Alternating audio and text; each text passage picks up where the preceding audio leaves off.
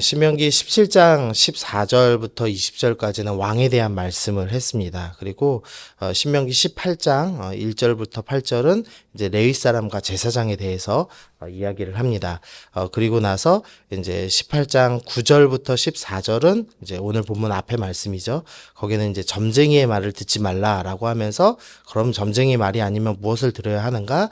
바로 선지자의 말을 들어야 한다라고 지금 말씀을 하고 있습니다. 그래서 왕과 제사장과 선지자 삼중직을 모두 지금 다루면서 그들은 어떻게 해야 되는가에 대해서 말씀을 해주고 있습니다.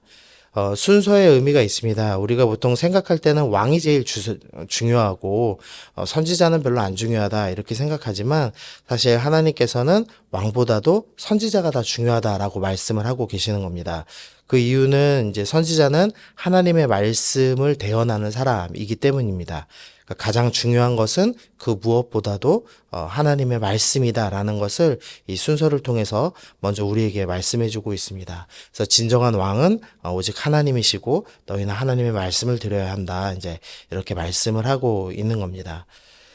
먼저 우리가 생각해 볼 것은 이제 점쟁이의 말과 선지자의 말을 비교하고 있다는 것입니다. 그래서 점쟁이의 말과 선지자의 말은 어떤 차이가 있는가를 좀 생각해 봐야 되는데요.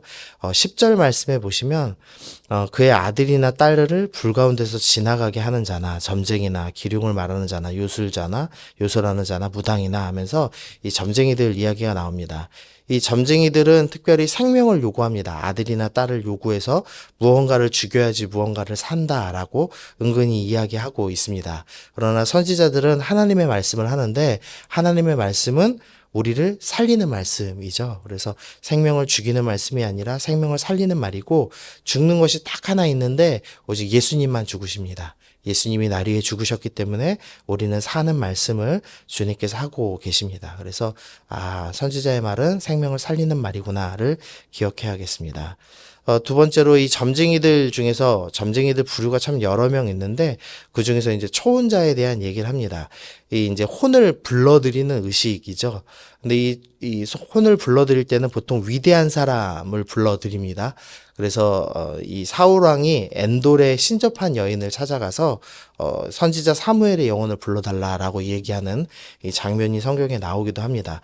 그만큼 사람들은 위대한 사람에게 근거를 두고 위대한 사람의 말을 들으려고 합니다.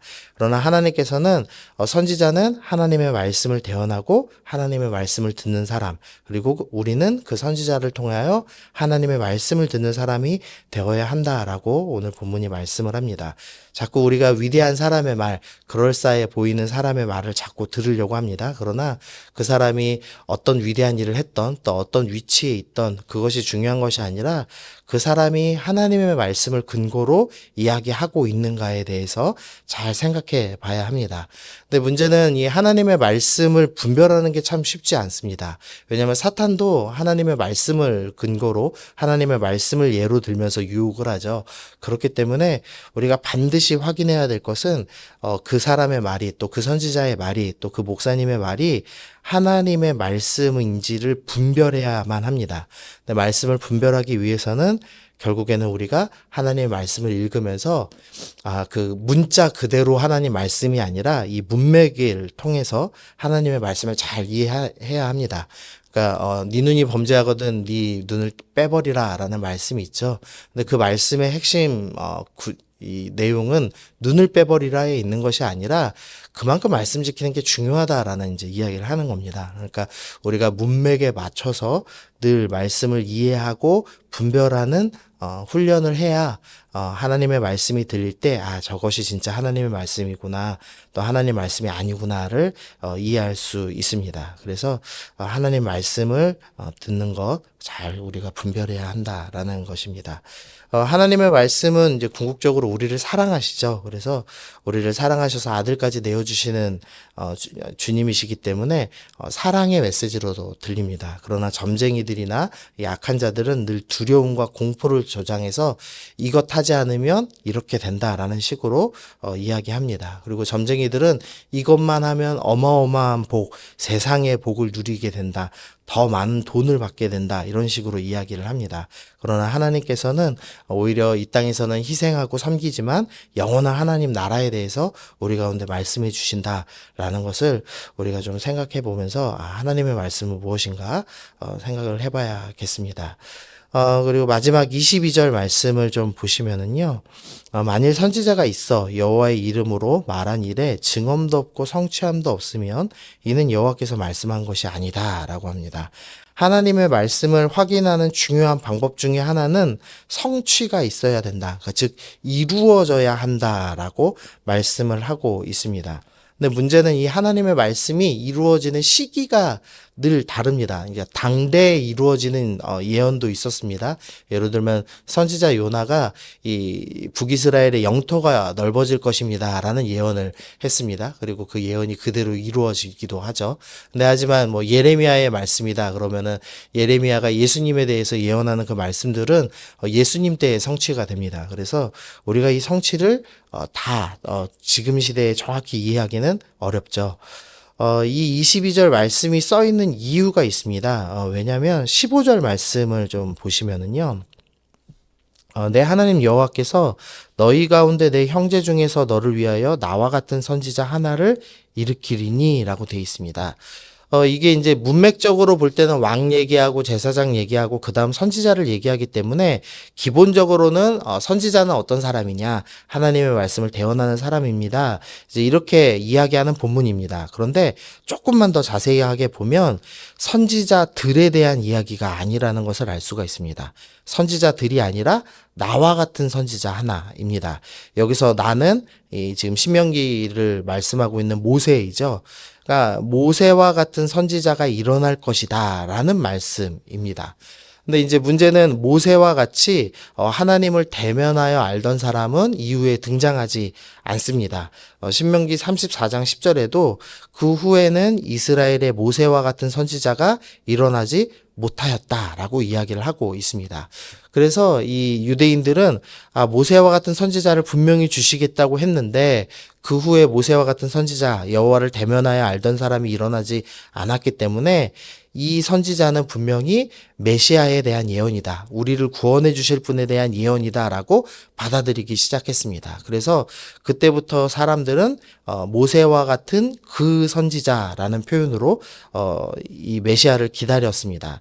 그래서 세례 요한이 등장했을 때 요한복음 1장 22절에서 또 묻되 그러면 누구냐? 이제 세례 요한한테 네가 누구냐라고 묻는 겁니다. 네가 엘리야냐? 이르되 나는 아니라 또 묻되 내가 그 선지자냐라고 또 이제 묻습니다. 그런데 이제 세례 요한이 아니다라고 대답하는 장면이 나옵니다. 그래서 이제부터 이 모세와 같은 선지자는 예수님 그 메시아를 상징하고 바로 예수님을 상징하게 됩니다.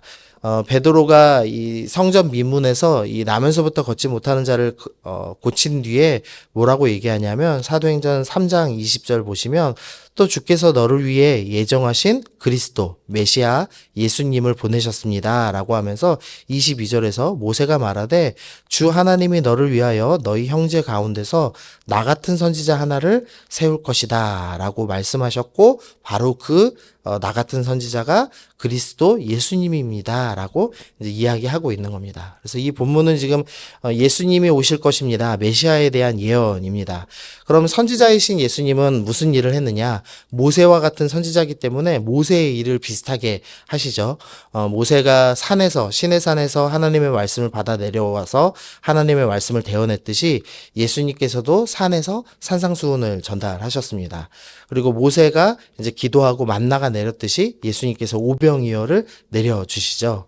그리고 오늘 22절에서 선지자는 성취가 있어야 한다 라고 했는데 이 말씀의 모든 예언의 성취가 예수님을 통해서 계속 반복해서 일어납니다. 그래서 마태복음은 예수님의 이 일은 이 예언이 성취된 겁니다. 뭐 예수님의 아기 예수님으로서 죽임당할 위험에 처하고 그것 때문에 그 다른 베들레헴의 아이들 죽는 것 그런 것은 뭐 예레미야에 있는 말씀이 성취된 것입니다. 이러면서 끊임없이 예언이 성취되었다라고 말씀하면서 바로 그 선지자가 예수님이다라고 가르쳐주고 있습니다.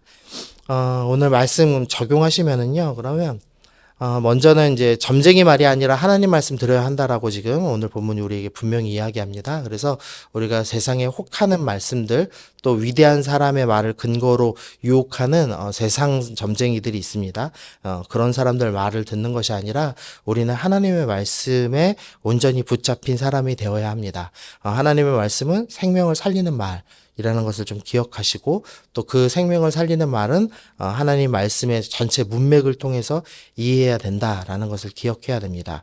그러면 이제 그 문맥을 어떻게 알아야 하느냐? 결국은 우리가 하나님의 말씀을 읽어야지만 하나님의 말씀을 분명히 이해할 수 있다라는 것을 기억하셔야 합니다. 베드로전서 2장 9절 보시면은요. 그러나 너희는 택하신 족속이요 왕 같은 제사장들이요 거룩한 나라요 그의 소유된 백성이니 이는 너희를 어두운 데서 불러내어 그의 기이한 빛에 들어가게 하신 이의 아름다운 덕을 선포하게 하려 하심이라. 여기서 지금 너희는 왕 같은 사람이다. 너희는 제사장들이다. 얘기하고 마지막에 너희는 아름다운 덕을 선포하는 사람들, 즉 선지자다라고 이야기를 합니다. 우리는 선지자들을 통해서 하나님의 말씀을 대언하는 사람들 통해서 말씀을 듣는 사람이기도 하지만 동시에 말씀을 전하는 사람이 또한 되어야 한다라고 주님은 우리에게 분명하게 말씀하십니다. 그래서 우리가 말씀을 읽고 우리의 삶을 통하여서 말씀을 드러내는 삶을 살아야 한다라는 것을 생각해야 됩니다. 그래서 오늘 기도하실 때 주님 내가 주님의 말씀을 읽고 읽는 것에 그치는 것이 아니라 바르게 분별하는 데서 멈추는 것이 아니라 나의 삶을 통하여서 주님의 말씀을 드러내는 삶 살게 하여 주옵소서. 내가 주님의 선지자다운 삶 살게 하여 주옵소서. 그렇게 기도하셔야겠습니다. 그러면서 궁극적으로는 이 한 선지자가 결국 예수님을 가리키고 있다라는 것을 기억하시면서 하나님의 말씀이 모두 예수님을 통하여서 성취된 것처럼 우리의 삶을 통한 말씀은 결국 모든 것이 예수님을 향해 가야 된다. 그래서 나의 선행은 나의 선함을 드러내는 것에서 끝나는 것이 아니라 그 사람이 나의 선행을 보고 예수님께로 향해 가게 해야 한다. 나의 모든 삶은 복음 전하는 삶이 되어야 한다라는 것을 기억하시면서 주님 내가 하나님의 말씀을 통하여서 삶으로 복음 전하는 사람 되게 하여 주옵소서. 오늘도 그렇게 기도하시면서 나아가시는 여러분 되시기를 소원합니다.